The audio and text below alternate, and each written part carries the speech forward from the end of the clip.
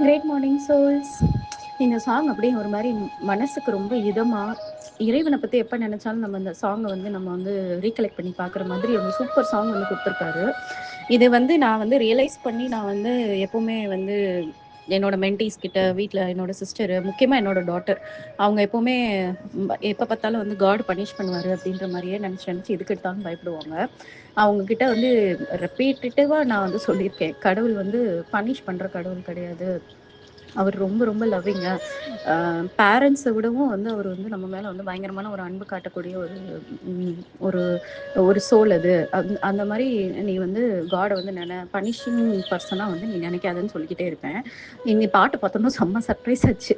அப்போ எல்லாருமே வந்து அந்த டீப்பாக வந்து நம்ம வந்து அந்த ஸ்பிரிச்சுவலாக வந்து இறைவனை வந்து டெய்லி வந்து நம்ம வந்து மனசில் நினச்சி நினச்சி நம்ம லைஃப்பில் வந்து எல்லா இடத்துலையும் வந்து இறைவன் கிட்ட சரணடைஞ்சு போகும்போது இறைவன் அப்படின்ற அந்த அந்த ஃபைனல் அந்த அப்சல்யூட் பவர் வந்து என்ன மாதிரி கேரக்டர், அதோட நேச்சர் என்ன, அதோட ஃபீச்சர் என்னன்றது நம்மளுக்கு வந்து பளிச்சுன்னு நம்மளுக்கு வந்து தெரியும். அப்ப அவருக்கும் அதுதானே தெரிஞ்சிருக்கு. அதை வந்து ரொம்ப பியூட்டிஃபுல்லா அவர் வந்து இந்த பாட்டுல போட்டிருக்காரு.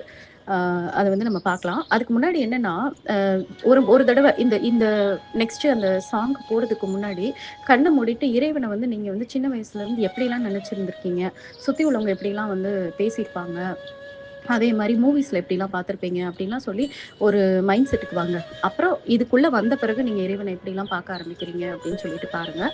இன்னும் கூட உங்க எல்லாருக்கும் வந்து நிறைய வந்து டவுட்ஸ் இருக்கும். என்னன்னா, கடவுள் தப்பு பண்ணா தண்டிப்பாரு, கடவுள் வந்து தண்டிக்கும் கடவுள் அப்படின்ற மாதிரி.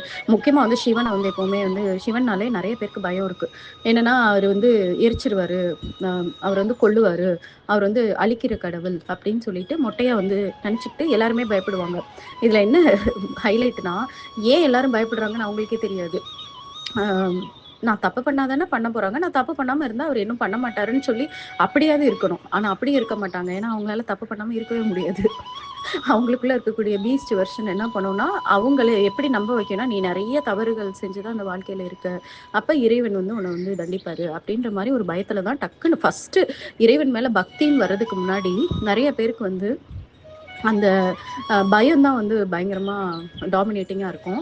ஈவன் வந்து இப்ப இந்த ஸ்பிரிச்சுவல் பாத்துல வாங்கன்னு சொல்லி நம்ம வந்து எல்லார்கிட்டயும் சொல்லும் போது கூட நிறைய பேர் வந்து அந்த மாதிரியான ஒரு பயத்துல தான் வர்றாங்க. அதுவும் எப்படிப்பட்ட பயம் அப்படின்னா, ஏதோ இதுக்கு முன்னாடி கடவுள் வந்து அவங்க பக்கத்துல அவங்கள வந்து கண்டுக்காம இருக்கிறாராம். ஆனா இந்த பாத்துல வந்தோம்னா கடவுள் வந்து பார்க்க ஆரம்பிச்சு நம்ம பண்ற ஒவ்வொரு தப்பையும் நம்மளை வந்து கண்டிப்பாரு. அதனால இந்த பாத்து வந்து நமக்கு செட் ஆகாது. இதே நம்ம பாட்டுக்கு கடவுளுக்கு தெரியாம மறைஞ்சு நம்ம பாட்டுக்கு இருக்கிற இடம் தெரியாம நம்ம பாட்டுக்கு வாழ்ந்துட்டு போனா அவர் நம்மள வந்து பார்க்கவே மாட்டாரு அப்படின்ற மாதிரி ஒரு மென்டாலிட்டியில தான் இந்த பாத்துக்குள்ள வரவே மாட்டாங்க. எனக்கு ஆக்சுவலா ரொம்ப சிரிப்பா இருக்கும் அவங்க அப்படி பேசும்போதெல்லாம். எப்படி இன்னும் இவங்களுக்கெல்லாம் இன்னும் ஒரு 2, 3 பிறப்பு தேவைப்படும் இவங்க இதெல்லாம் புரிஞ்சு வர்றதுக்கு அப்படின்னு சொல்லி நான் எப்பவுமே நினைப்பேன். ஏன்னா இதுக்குள்ள வந்த பிறகுதான் கடவுள் வந்து நம்மளையே திரும்பி பார்ப்பாரு, நம்மள வந்து செக் பண்ணுவாரு அப்படின்ற மாதிரியே பேசுவாங்க.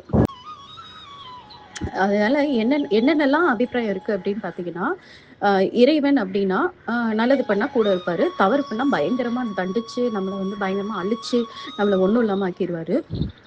இறைவனை நம்ம நினைக்க ஆரம்பிச்சிட்டோம் அப்படின்னா பயங்கர பெர்ஃபெக்டா இருக்கணும். சின்ன தப்பு பண்ணாலும் அவர் பொறுத்துக்க மாட்டாரு.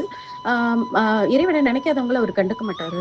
அது அவங்கெல்லாம் அவரோட செட்டு கிடையாது, அவரோட குரூப் கிடையாது, அதனால அவங்களெல்லாம் விட்டுருவாரு. இவங்க எல்லாரையுமே யாரெல்லாம் வந்து இறைவனை நினைக்கிறாங்களோ அவங்க எல்லாரையுமே ரொம்ப ஸ்ட்ரிக்ட் ஆஃபீஸரா அவர் வந்து ஃபாலோ பண்ணுவாரு. ஸோ பர்ஃபெக்டா இருக்கணும், அது இருக்கிறதுலே ரொம்ப கஷ்டம் அப்படின்ற மாதிரியான ஒரு மென்டாலிட்டியில தான் நம்ம நிறைய பேர் இருப்பாங்க. ஈவன் இப்ப கூட இந்த குரூப்ல கூட நிறைய பேர் இருக்கலாம். இந்த பாத்துல வந்த பிறகு கடவுளுக்கு பயந்து பயந்து நடக்கிறவங்க நிறைய பேர் இருக்கலாம். அச்சச்சோ, இப்படி நான் நினைச்சிட்டேனே, இப்படி நினைச்சிட்டா அது தப்பாயிருமா, காடுக்கு பிடிக்காதா, காடு பனிஷ் பண்ணுவாரா. என் டாக்டர் எப்பவுமே கேட்குற கேள்வி அதுதான். நான் இந்த மாதிரி நினைச்சிட்டேன், நான் இந்த மாதிரி டக்குன்னு தோணிடுச்சு, இது வந்து காட் என்ன பனிஷ் பண்ணுவாரான்னு கேட்டுக்கிட்டே இருப்பாங்க. இத்தனைக்கும் அவங்களுக்கு 25 வயசு ஆயிடுச்சு. ஆனாலும் அவங்களுக்கு வந்து டீப்பா சின்ன வயசுல இருந்து இறைவன் பத்தி அவங்க புரிஞ்சுக்கிட்ட அந்த அந்த தாட்ஸு, அவங்க அவங்களோட எக்ஸ்பீரியன்ஸ், அவங்களோட எக்ஸ்போஷர் வந்து இப்ப வரைக்கும் அவங்களுக்கு வந்து எப்படி இருக்குன்னா, நான் என்னதான் வந்து என் ரத்தத்தை வந்து அதாவது என்னோட கத்தி வச்சு என் கையில இருந்து கீறி ரத்தம் சொட்ட சொட்ட நான் சொல்றது உண்மை அப்படின்னு ரத்தத்துல சத்தியம் பண்ணா கூட அவங்களால நம்ப முடியல. அவங்க கொஞ்சம் கொஞ்சமா கொஞ்சம் கொஞ்சமா தான் அந்த ஸ்பிரிச்சுவல் பாத்துல வந்துதான் ஓரளவுக்கு தெளிவாயிட்டு இருக்காங்க. எனக்கு தெரிஞ்சு இப்பதான் வந்து ஒரு 30 to 40% வந்து கிளாரிட்டி வந்திருக்கு அவங்களுக்கு. ஆனா இன்னமும் வந்து அவங்களுக்குள்ள வந்து அந்த காட் ஃபியர் அப்படின்றது வந்து பயங்கரமா இருக்கு. ஏன்னா அந்த அளவுக்கு வந்து அவங்க வந்து ரொம்ப ஸ்ட்ராங்கா வந்து அவங்க மனசுல வந்து பதிய வச்சிருக்காங்க. அவங்களே தான் பதிய வச்சிருக்காங்க. மேபி நானுமே கூட இக்னரன்ஸ்ல சொல்லியிருந்திருக்கலாம். Being a parent, being a mother, எனக்குமே கடவுள பத்தின சரியான புரிதல் இல்லாதனால நானும் சொல்லியிருந்திருக்கலாம். ஏன்னா நம்ம என்ன பண்றோம் அப்படின்னா, நம்மளால வந்து ஒரு விஷயத்த வந்து கரெக்டா சொல்லி புரிய வைக்க முடியல அப்படின்னா, என்ன பண்ணிடுறோம், தப்பு, சாமி கண்ண குத்திருவாரு, அவ்வளோதான். சாமி ஏதாவது பண்ணிருவாரு அப்படின்னு சொன்னாலாவது கொஞ்சம் அமைதியா அந்த தப்ப பண்ணாம இருப்பாங்கன்னு சொல்லிட்டு, நம்மளுக்கு அது ரொம்ப கன்வீனியன்ட்டா இருக்கிறதுனால, நம்மளும் அத சொல்லி சொல்லி வளர்த்துருக்கலாம். அதனால அந்த அந்த விஷயங்கள் வந்து டீப்பான ஒரு இம்பாக்ட்ட குடுத்து, இப்ப வந்து நம்ம என்னதான் வந்து எவிடன்ஸோட சொன்னாலும் சரி, அவங்களே அவங்க பிராக்டிகல் எக்ஸ்பீரியன்ஸ்ல அவங்க வந்து உணர ட்ரை பண்ணாலும் சரி, இன்னும் வந்து அந்த தாட்ஸ் வந்து போமாட்டேங்குது. ஸோ இப்பதான் இப்படிதான் வந்து நம்ம எல்லாருமே வந்து சொசைட்டில இறைவன் பத்தின ஒரு புரிதல்ல இருக்கோம். இப்ப இந்த சாங்ல வந்து அத வந்து ரொம்ப பியூட்டிஃபுல்லா அந்த இக்னரன்ஸ வந்து அவர் வந்து ரிமூவ் பண்ண ட்ரை பண்றாரு. பார்க்கலாம். பெற்ற புதல்வர் போல் பேணிய நாற்றமும் குற்றமும் கண்டு குணங்குறை செய்யவோர் பற்றைய ஈசன் உயிரது பான்மைக்குச் செற்றமிலா செய்கைக்கு எய்தின செய்யுமே. ஃபர்ஸ்ட் லைன்ல பெற்ற புதல்வர் போல் பேணிய நாற்றமும், அதாவது தான் பெத்த குழந்தைங்க அவங்க மாதிரி பேணிய அப்படின்னா அவங்கள பயங்கரமா கேரிங்கா பார்த்துப்பாங்க. அவங்களோட குழந்தைன்னு வரும்போது நம்ம கஷ்டப்பட்டு பெத்த குழந்தை அப்படின்னு சொல்லிட்டு அதனாலையும் அதோட தன்னோட ரத்தத்துலேருந்து வந்துச்சுன்றனாலையும் எப்பவுமே வந்து ஒரு ஓவர் கேர் வந்து ஒரு பேரண்ட்ஸ்க்கு வந்து அந்த குழந்தைங்க மேல இருக்கும். ஸோ பேணிய நாற்றமும் நாற்றம் அப்படின்னா அந்த சோல் அதைத்தான் வந்து அவங்க வந்து சொல்லியிருக்காங்க. ஸோ அந்த சோல் எப்படி இருக்கும் அப்படின்னா இறைவன்ற அந்த சோலை தன்னோட குழந்தைங்க மாதிரி வந்து நம்ம எல்லாரையுமே வந்து பார்த்துக்குதான் அந்த சோல். அதை பொறுத்தளவுக்கு அந்த இறைவனுக்கு வந்து நம்ம எல்லாருமே அவரோட குழந்தைங்க. குழந்தைங்கன்னா என்ன மாதிரியான ஒரு கேரு, என்ன மாதிரியான ஒரு அன்பு, எந்த மாதிரியான ஒரு ரெஸ்பான்சிபிலிட்டி இருக்குமோ அதே ரெஸ்பான்சிபிலிட்டி தான் இறைவனுக்கு நம்ம எல்லார் மேலேயுமே இருக்கு. அதுக்கடுத்து இதுதான் ரொம்ப ரொம்ப இம்பார்ட்டண்ட்டு.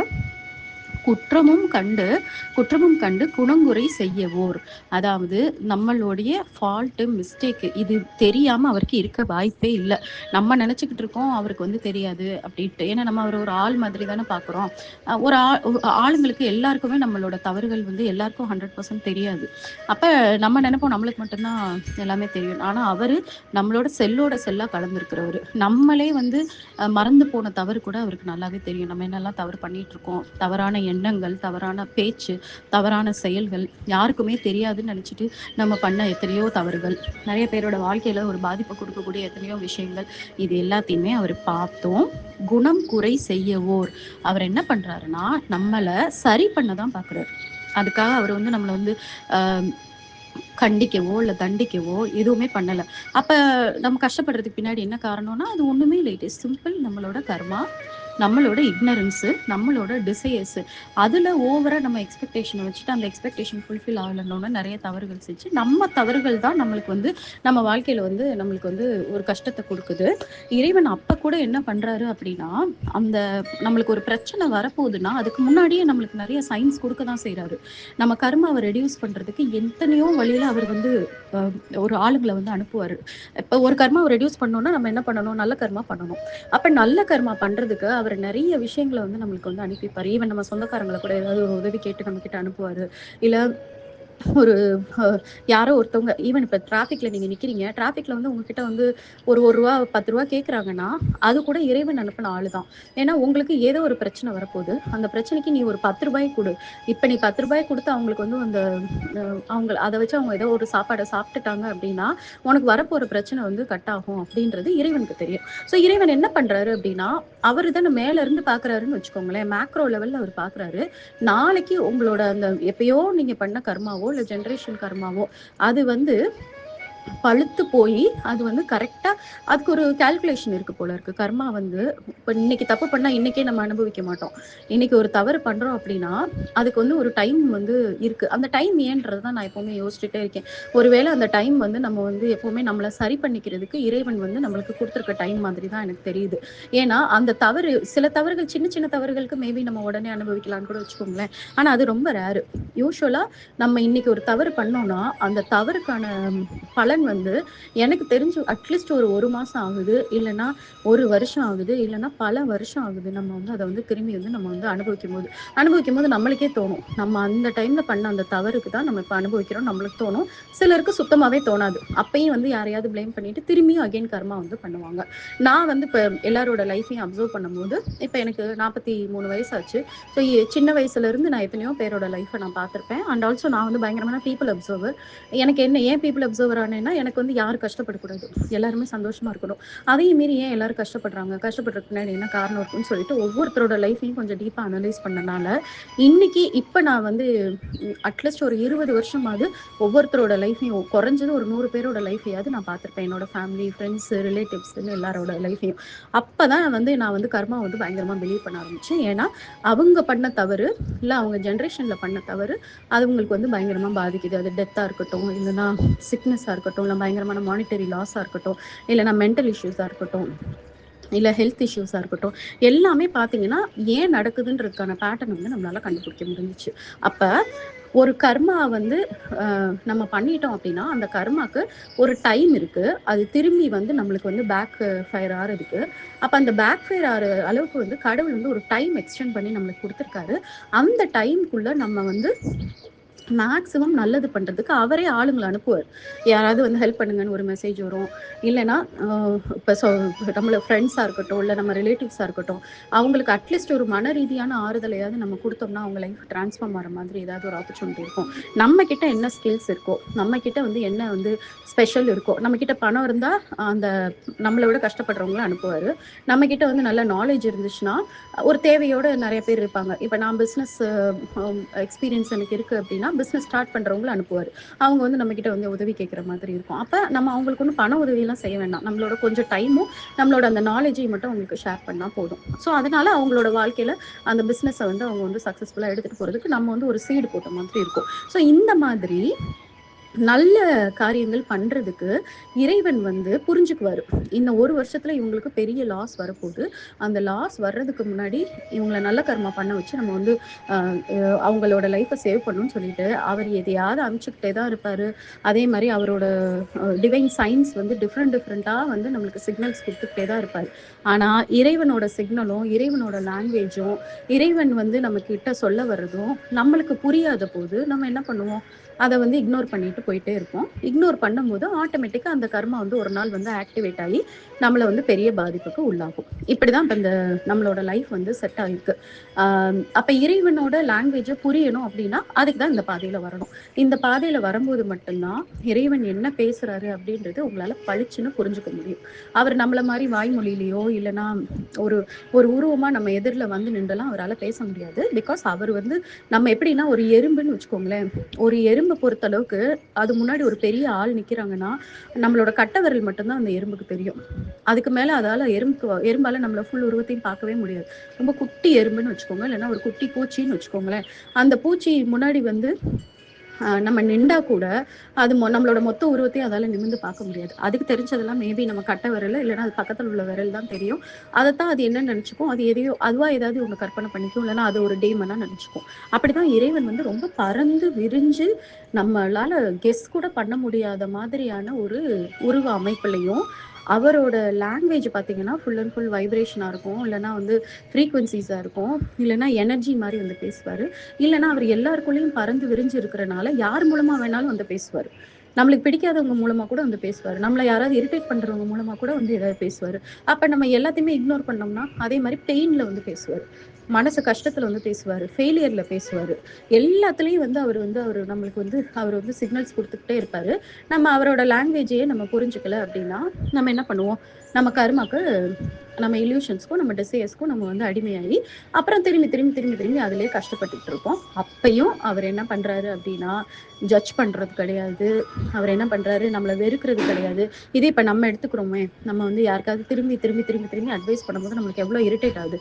2 தடவை அட்வைஸ் பண்ணுவோம், 3வது தடவைலேருந்து ஒரு இரிட்டேஷனோட தான் அட்வைஸ் பண்ணுவோம். அப்பயும் அவங்க கேட்கல அப்படின்னா அவ்வளோதான், டோட்டலாக நம்ம ஸ்டாப் பண்ணிடுவோம். ஏன்னா நம்மளுக்கு அவ்வளோ பொறுமையெல்லாம் கிடையாது, அவங்க மேலே வந்து ரொம்ப கோவம் வரும். எத்தனை தடவை சொன்னாலும் கேட்க மாட்டேங்கிறாங்க, இவங்களோட பேசுகிற மாதிரி ஒரு டைம் வேஸ்ட் எதுவும் கிடையாது அப்படின்னு சொல்லிட்டு நம்ம வந்து விலகிடுவோம். நம்ம வந்து அவங்ககிட்ட எதையுமே பேச மாட்டோம். ஆனால் டிவைன் எப்படின்னா, நீங்கள் 1000 தடவை தவறு பண்ணாலும் அவரு 10,000 தடவை உங்களுக்கு வழி நடத்துறதுக்கு ரெடியா இருக்காரு. இது யாருக்காவது இந்த குணம் வருமா? நம்மளுக்கு யாருக்குமே வராது. அதுதான் டிவைன், இதுதான் ஹியூமன். 3வது லைன்ல பற்றைய ஈசன் உயிரது பான்மைக்கு அப்படின்னு சொல்லியிருக்காங்க. அப்படின்னா இறைவன் வந்து என்ன பண்றாரு அப்படின்னா, இந்த சோல் வந்து எதுல வந்து ரொம்ப பாண்ட் ஆயிருக்குன்னு ஃபர்ஸ்ட் அனலைஸ் பண்ணி அதுக்கேத்த மாதிரி நம்மளை வந்து நடத்துவார். இப்போ எல்லாரையும் ஒரே மாதிரி ஒருத்தரோட லைஃப்ல வந்து நடக்கிறது கிடையாது. ஒவ்வொருத்தர் லைஃப்லையும் பார்த்தீங்கன்னா டிஃப்ரெண்டான சேலஞ்சஸ், டிஃப்ரெண்டான இஷ்யூஸ், அவங்க லைஃப் செட்டப்பே வந்து வேற மாதிரி இருக்கும். ஒரே மாதிரி ஒருத்தரோட லைஃப் வந்து இருக்காது. ஏன்னு பார்த்தீங்கன்னா அந்த சோல் வந்து எதை விரும்புது, எதுக்கு வந்து ரொம்ப முக்கியத்துவம் தருது. இப்போ ஒரு சோல் வந்து என்ன பண்ணுன்னா, அதுக்கு வந்து நல்ல ரிலேஷன்ஷிப் தான் வாழ்க்கையில முக்கியம். எனக்கு வந்து ஒரு நல்ல ஹஸ்பண்டு இல்லை நல்ல ஒய்ஃபு அவங்க இருந்தால் போதும், என் வாழ்க்கையில் நான் எதை வேணால் பண்ணிடுவேன் அப்படின்ற மாதிரியான ஒரு மென்டாலிட்டியில் அதை நோக்கியே போய் அதிலே பயங்கரமாக அடிபட்டு உதப்பட்டு துன்பப்பட்டு துயரப்பட்டு அப்படியே இருப்பாங்க. எத்தனை ரிலேஷன்ஷிப் வந்தாலும் அவங்களுக்கு வந்து சேம் எக்ஸ்பீரியன்ஸ் தான் கிடைக்கும். அதே மாதிரி இன்னொரு சோலுக்கு வந்து ஃபுல் அண்ட் ஃபுல் வந்து மணி, எனக்கு மித்தது எதுவுமே இம்பார்ட்டன்ட் கிடையாது, எனக்கு மணி தான் முக்கியம், மணி இருந்துச்சுன்னா எதை வேணால் என்னால் செய்ய முடியும்னு சொல்லிட்டு பிறந்ததுலேருந்தே வந்து அவங்க வந்து மணி ஓரியன்டாக தான் இருப்பாங்க. அவங்களுக்கு வந்து வேறு எந்த விதமான விஷயம் மேலேயும் ஒரு ஈர்ப்பு இருக்காது. இன்னொருத்தவங்க பார்த்தீங்கன்னா நகை, அதே மாதிரி இப்போ மேல்ஸும் பார்த்தீங்கன்னா ஒவ்வொருத்தருக்கும் ஒவ்வொரு விதமான ஒரு ஈர்ப்பு வந்து இருக்கும். அது சில இது வந்து நல்லதாக இருக்கும், சில இது கெட்டதாக இருக்கும். சிலது நல்லதுலே கூட அந்த வழி வந்து அவங்களுக்கு போய் கெட்ட வழியில போய் முடியும். இப்படி ஒவ்வொருத்தரோட சோலோட அந்த பாண்டு எது மேல ரொம்ப அட்டாச் ஆயிருக்கோ அது வழியிலேயே போய் தான் இறைவன் வந்து நடத்துவார். அதுக்கேற்ற மாதிரி வந்து அவர் செஸ் பிளேயர் மாதிரி வந்து பண்ணுவார்.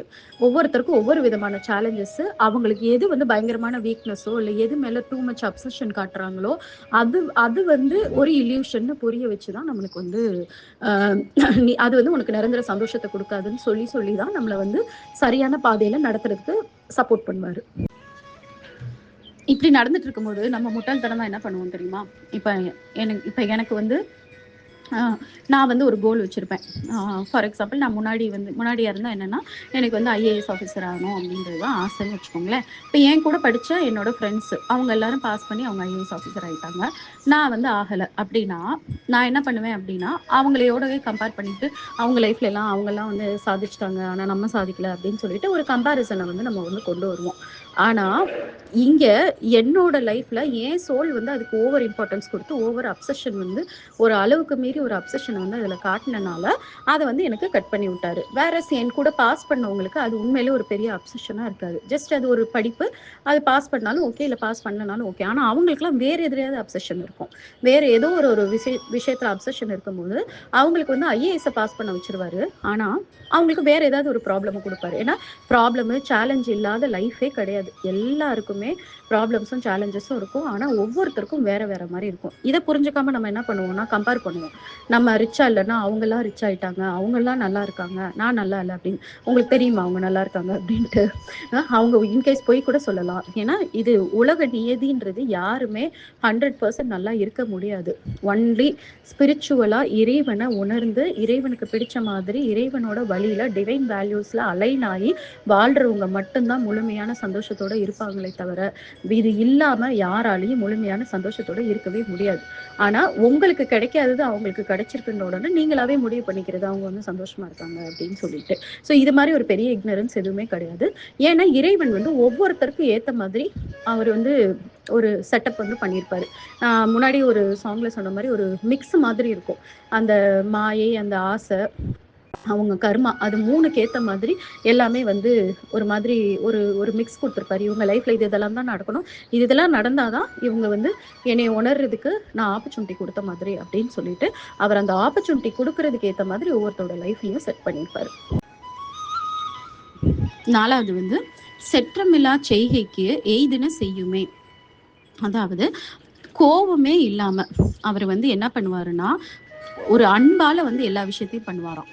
அப்ப அவர் என்னைக்குமே வந்து இறைவன் வந்து கோவப்பட்டதே கிடையாது. எப்பவுமே அவர் வந்து ஒரு மாதிரி அன்கண்டிஷனலான ஒரு கம்பேஷன். அன்கண்டிஷனலா நீ இது பண்ணா தான் நான் உன் மேல அன்பா இருப்பேன். இது பண்ணா தான் எனக்கு உன் மேல வந்து பிரியம் இருக்கும். அப்படிலாம் இல்லாம, எப்பவுமே அவரு ஒரே மாரி பிரியமா இருப்பாரு. நல்லா யோசிச்சு பாருங்க. நம்ம பேரண்ட்ஸே வச்சுக்கோங்களேன். அ 4 பிள்ளைங்க இருக்காங்க. அதுல வந்து ஒரு அ 2 பிள்ளைங்க நல்லா ஏர்ன் பண்ணி அவங்க நெனச்ச மாதிரி எல்லாத்தையும் வந்துட்டாங்க. மிச்சம் 2 பிள்ளை வந்து தன்னை வந்து ரொம்ப அசிங்கப்படுத்தி, அவமானப்படுத்தி, இருக்கிற எல்லா தப்பையும் பண்ணிட்டு இருந்தா, அந்த பேரண்ட்ஸ் என்ன 4 பேரையும் ஒரே மாரியா நெனைப்பாங்க? நம்ம பிள்ளைங்கன்ற பாண்ட் வேணா இருக்குமே தவிர, ஆனா அவங்க கூட வந்து அந்த தவறு பண்ற பிள்ளைங்க மேல வந்து ஒரு வெறுப்பு வந்துரும். விலக்கி வச்சிருப்பாங்க. ஆனா, அதுக்காக அவங்க சாகணும்னு நெனைக்க மாட்டாங்க. அந்த உள்ள வந்து கொஞ்சம் வந்து அந்த அ ஒட்டிட்டு இருக்கும் நம்ம பிள்ளை அப்படின்னு. ஆனா, அத தாண்டி வந்து அந்த பிள்ளைங்க மேல வந்து அவங்களுக்கு வந்து அந்த ஒரு பிரியம் வராது. எந்த பிள்ளைங்க வந்து நம்மள வந்து ரொம்ப பெருமைப்படுத்துறாங்களோ, நம்ம சொன்ன மாதிரி நல்ல வாழ்க்கை வாழ்றாங்களோ, அவங்க மேல தான் எப்பவுமே வந்து ஒரு பிரியம் வந்து அதிகமா இருக்கும். ஸோ பேரண்ட்ஸா இருந்தா கூட அப்படிதான்ற போது, ஆனா இறைவன் அந்த மாதிரி வந்து நம்மள டிஃபரன்ஷியேட்டே பண்ண மாட்டாரு. எல்லாரையுமே அவரு ஒரே மாதிரி தான் நெனப்பாரு. ஒரே மாதிரி நெனச்சு எல்லாரையுமே இப்போ ஒரு பெரிய கொலைகாரனா இருந்தா கூட, அவனையும் அதே மாரி நெனச்சு, அவன் திருந்துறதுக்கான வாய்ப்ப வந்து குடுக்குறதுக்கு ட்ரை பண்ணுவாரு. இவன் இவன் கொஞ்சமாவது மாறி, இவன் பண்ண தவறுக்கு வந்து, இவன் வந்து இந்த ஜென்மத்திலேயே நெறைய வந்து அந்த அந்த கர்மாவையும் அவர வந்து புரிஞ்சு அனுபவிக்க விடுவாரு. அனுபவிக்க விட்டு அடுத்த ஜென்மத்தில அவனுக்கு வந்து நல்லது பண்றதுக்கு எல்லாத்தையுமே ட்ரை பண்ணுவாரு. அந்த மாதிரி அவர பொறுத்தளவுக்கு எல்லாருமே ஒண்ணுதான். எல்லார் மேலயும் ஒரே மாதிரி பிரியத்த வச்சு அவரோட வேலைய பண்ணுவாரு. ஸோ எங்கேயுமே இறைவனுக்கு கோவம் வந்து நம்ம மேல வராது. அத வந்து நம்ம கரெக்ட்டா புரிஞ்சுக்கிட்டோம்னா, இறைவன வந்து நம்ம கரெக்ட்டா வந்து அண்டர்ஸ்டாண்ட் பண்ணிட்டோம்னு வைங்களேன், நமக்கு வந்து வேற எதுவுமே பெருசா தெரியாது. இப்படிப்பட்ட ஒரு சுப்ரீம் பவர் வந்து நம்மள இவ்ளோ தூரம் கேர் எடுத்துக்குது அப்படின்னு நெனைக்கும்போது, நம்ம எங்கேயுமே லோன்லியா ஃபீல் பண்ண மாட்டோம். நம்மளுக்கு யாருமே இல்லன்ற உணர்வே வராது. அந்த ஒரு பேரன்ப வந்து நம்ம உணர ஆரம்பிச்சுட்டோம் அப்படின்னா, ரொம்ப ஃபுல்ஃபில்டா ஃபீல் பண்ணுவோம். கன்டென்டடா ஃபீல் பண்ணுவோம். அப்ப கன்டென்டடா ஃபீல் பண்ணும்போது, நம்ம என்ன பண்ணுவோம்னா, அதே மாதிரியான அன்ப மத்தவங்க கிட்ட காட்டுறதுக்கு நம்ம ட்ரை பண்ணுவோம். அப்ப அதே மாதிரியான அன்பு மத்தவங்ககிட்ட காட்டும்போது என்ன நடக்கும்? நம்மள சுத்தி நல்ல வைப்ரேஷன்ஸ் இருக்கும். நல்ல விஷயங்கள் நடக்கும். ஒன்லி குட் திங்ஸ் மட்டும் தான் நம்ம அட்ராக்ட் பண்ணுவோம். கெட்ட விஷயங்கள் எதுவுமே நம்ம கிட்ட கூட நெருங்காதபடி நம்மளால பார்த்துக்க முடியும். ஸோ இறைவன பத்தின இந்த புரிதல் வந்து ரொம்ப ரொம்ப இம்பார்ட்டன்ட். இப்ப நான் வந்து இந்த ஒரு லாஸ்ட் 1 1/2 இயர்ஸ்ல வந்து இறைவன பத்தி என்ன புரிஞ்சு வச்சிருக்கேன் அப்படின்றத உங்களுக்கு வந்து சிம்பிளா சொல்றேன். ஃபர்ஸ்ட் திங் வந்து இறைவனுக்கு நம்மள பத்தி தெரியாததுன்னு ஒண்ணுமே கிடையாது. அது ஆல்ரெடி நான் பல தடவ சொல்லிட்டேன். அதுக்கப்புறமும் நம்மள வந்து பயங்கரமா வந்து விரும்புறாரு. தென் வந்து அவர் என்னைக்குமே நம்மள ஜட்ஜ் பண்ண மாட்டாரு. அதே மாரி அவர் என்னைக்குமே நம்மள பனிஷ் பண்ணது கிடையாது. நம்மளோட கர்மா, நம்மளோட தேவையில்லாத பேராசைகள், நம்மளோட மாயை மேல போய் நம்ம ட்ராப் ஆயிட்டு, அதே மாரி நம்மளோட அறியாமையினால மட்டும் தான் நம்ம கஷ்டப்படுவோமே தவிர, இறைவன் பனிஷ் பண்ற இறைவன் கிடையாது. அதே மாரி ஆக்சுவலா அவர் வந்து பார்த்தீங்கன்னா, ரொம்ப கூலா, ரொம்ப ஃபன் லவ்விங் பெர்சனா இருக்கிற மாரி தான் எனக்கு ஃபீல் ஆகும். ஏன்னா, நான் சும்மா ஏதாவது ஒரு ஃபன்னா வந்து எனக்கு ஏதாவது இத பண்ணுங்க, அத பண்ணுங்கன்னு சொன்னா கூட, அது நடக்கும்போது எனக்கு வந்து ரொம்ப ஆச்சரியமா இருக்கும். எப்படி கடவுள் இத நடத்துறாரு அப்படின்னு. நான் சும்மா கேஷுவலா ஒரு ஜாலியா வந்து நான் கேட்டிருப்பேன். அந்த விஷயம் கூட மேஜிக்கலா எனக்கு நடத்தி வைப்பாரு. அப்ப இஸ் அ வெரி அ அவரு ஒரு கடவுள் ஒரு உருவம்னு கூட நம்ம நெனச்சுக்கலாமே. அவர பொறுத்தளவுக்கு நம்ம பண்றது எல்லாமே பார்த்தீங்கன்னா, சின்ன பிள்ளைங்க சொப்பு ஜாமான் வச்சு விளையாடுற மாதிரி இருக்கு. அதுல வந்து இப்போ ஒரு குழந்தை வந்து இன்னொன்னு பறிச்சுட்டு போனோம்னா உட்காந்து அழுகுங்க இல்லையா? குட்டி பிள்ளைங்க சண்டை போட்டுட்டு அழுகுறது. அதுவும் குட்டினா நான் எவ்வளோ சொல்றேன்னா, ரொம்ப ஒண்ணுமே தெரியாம அந்த 1லேருந்து 2 வயசு குழந்தைங்க இருக்கிறாங்கல்ல, அந்த குழந்தைங்க வந்து எதையாவது வேணும்ன்ட்டு அழுகுறது, எதுக்காவது ஃபீல் பண்ணி அழுகுறது, ஒண்ணுமில்லாத விஷயங்களுக்கு அடம்பிடிச்சு அழுகும்போது, பேரண்ட்ஸுக்கு வந்து அது பார்க்குறதுக்கு காமெடியா தான் இருக்குமே தவிர, பேரண்ட்ஸ் எப்பவுமே வந்து அத சீரியஸா எடுக்கவே மாட்டாங்க. வேணா சமாதானப்படுத்துவாங்களே தவிர, மத்தபடி அவங்களுக்கு கொஞ்சம் கூட அது சீரியஸா தெரியாது. அப்படிதான் இறைவன் வந்து நம்மள வந்து பார்க்குறாரு. நம்ம வந்து இல்லாததுக்கு பயங்கரமா அழுகுறது, ஏங்குறது, நம்ம வாழ்க்கையே போச்சுன்னு சொல்லிட்டு நம்ம வந்து ரொம்ப நொந்துக்கிறது, எல்லாமே அவர் பார்வையில ஒண்ணும் தெரியாத குழந்தைங்களோட விளையாட்டு மாரி தான். அப்ப அவருக்கு எவ்ளோ காமெடியா இருக்கும்னு மட்டும் யோசிச்சு பாருங்க. இத நான் வந்து ரியலைஸ் பண்ணியிருக்கேன். தென் வந்து எல்லாருக்குமே வந்து அவர் சான்ஸ் குடுக்குறாரு. அவங்களோட சோல் பர்ப்பஸ வந்து இது பண்றதுக்கு. இவங்க, அவங்கன்னு யாருக்குமே வந்து இதுவே கிடையாது. அதனால நீங்க யாராவது ஒருத்தர மட்டும் அப்படியே ரொம்ப பெரிய லெவல்ல நீங்க மைண்ட்ல எடுத்துக்க வேண்டாம். அவங்கலாம் கடவுளோட ரொம்ப கனெக்டட் ஆனவங்க. அவங்களுக்கு பயங்கரமான கடவுள் சக்தி இருக்கு. நம்மளுக்கெல்லாம் அப்படி இல்லன்னு சொல்லிட்டு, யாரையாவது வந்து மேல வச்சுட்டு, நீங்க வந்து அவங்களுக்கு கீழ அப்படின்ற மாதிரியான எண்ணத்த விடுங்க. அவங்க என்ன உங்களுக்கு கொஞ்சம் சீனியர் அவ்வளவுதான். கொஞ்சம் முன்னாடி அவங்க வந்து உணர்ந்துட்டாங்க. நீங்க அந்த ஜர்னில இருந்து சீக்கிரமா வந்து அவங்க லெவலுக்கு போயிருவீங்க. அந்த சீனியர்ன்ற ரெஸ்பெக்ட் குடுத்தா மட்டும் போதும். மத்தபடி நீங்க வந்து அவங்கட்ட இருந்து உங்கள வந்து செப்பரேட் பண்ணிக்க வேண்டாம். அதுக்கப்புறம் அந்த உலகத்திலேயே வந்து பெரிய பொறுமைசாலி யாருன்னு பார்த்தீங்கன்னா இறைவன் தான். ஏன்னா, நம்ம வந்து நம்ம அவர உணர்றதுக்கு நம்மளுக்கு எத்தன ஜென்மம் தேவைப்படும்னே எனக்கு தெரியல. அ எல்லாரும் வந்து 9 பொறப்பு இருக்குன்னு சொல்றாங்க. பட் ஆனா எனக்கு மக்கள் எல்லாம் பார்க்கும்போது, இவங்களுக்குலாம் 9 பொறப்பு பத்தாது போல இருக்கே! எப்படியும் ஒரு 100 பொறப்பு தேவைப்படுமே அப்படின்னு நெனைக்கிற மாரி தான் அவ்ளோ ஒரு இக்னரன்ட்டா இருப்பாங்க. அப்ப எத்தன தடவ நம்ம பொறந்து எல்லாத்தையும் அனுபவிச்சு நம்ம அவர உணர்றோம்னு தெரியல. அவ்வளோ தடவையும் அவர் வந்து ஒவ்வொரு சோலுக்காகவும் பொறுமையோடையும், சகிப்புத்தன்மையோடையும் அவர் காத்திருக்கிற மாரி எனக்கு எப்பவுமே ஃபீல் ஆகும். அந்த ஒரு அன்பு, அப்பா அதெல்லாம் நினைக்கவே ரொம்ப சூப்பரா இருக்கு. அதுக்கப்புறம் அவர் எப்பவுமே வந்து அமைதியில அவர வந்து நம்மளால புரிஞ்சுக்க முடியும். நம்ம டெய்லி வந்து கொஞ்ச நேரமாவது அமைதியா இருந்தோம்னா, அவர் நம்மகிட்ட என்னலாம் பேசுறாரு நம்மளால அண்டர்ஸ்டாண்ட் பண்ண முடியும். அவர் மெடிடேஷன்ல நம்ம கூட பேசுவாரு.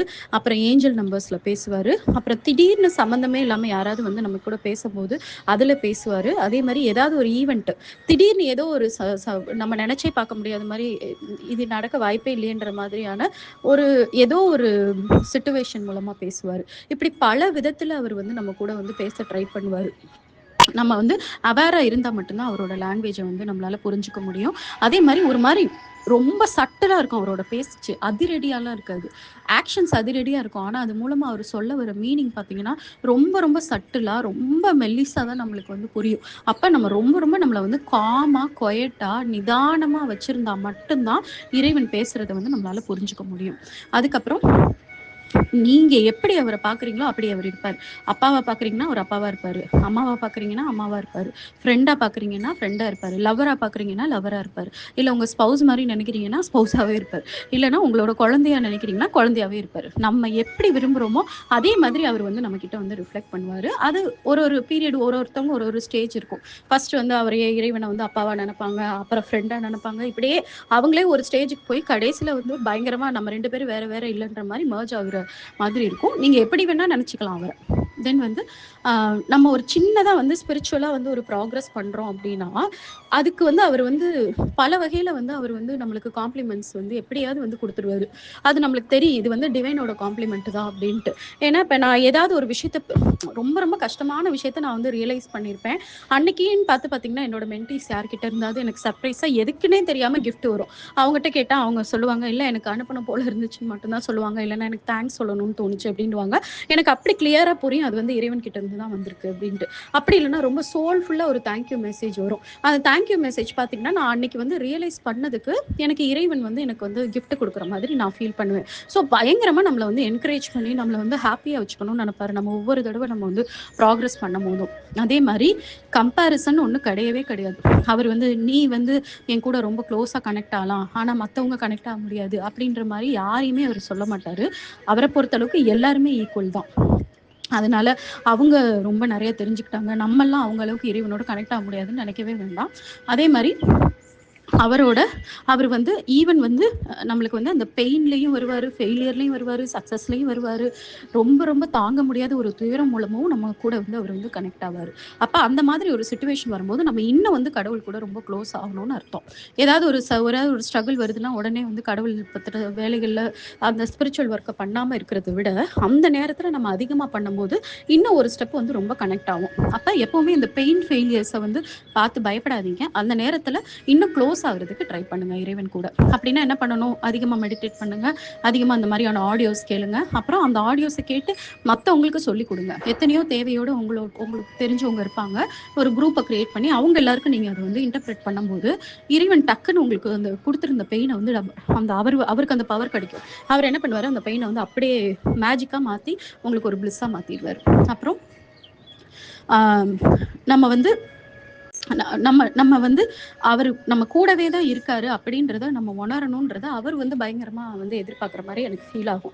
எப்பவுமே என்னைய நெனச்சுக்கிட்டே இரு. என்னைய நெனச்சுக்கிட்டே இருந்தீன்னா, நான் உன் கூடவே இருக்கிறத வந்து நீ ஃபீல் பண்ணுவ அப்படின்னு சொல்லிட்டு சொல்ற மாதிரி இருக்கும். ஸோ இதெல்லாம் வந்து நான் வந்து காட பத்தி ரியலைஸ் பண்ணியிருக்க விஷயங்கள். இதுல நெறைய நீங்களும் ரியலைஸ் பண்ணியிருப்பீங்க. அப்படி இன்னும் பண்ணல அப்படின்னா வெயிட் பண்ணுங்க. இந்த ஃபீலிங் எல்லாமே உங்களுக்கும் சீக்கிரமா வரும்.